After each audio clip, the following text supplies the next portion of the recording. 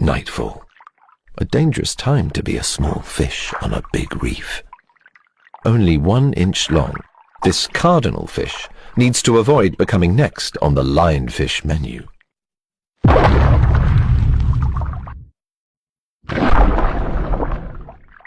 But he must catch dinner too.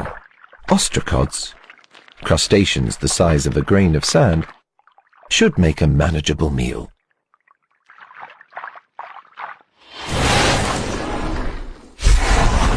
But he's bitten off more than he can chew.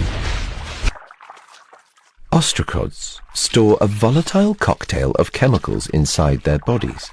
If attacked, the compounds mix, igniting an explosion of bioluminescence brighter than a flashlight, and leaving such a bad taste that the cardinalfish spits it out unharmed. The flash is so bright, it not only blinds,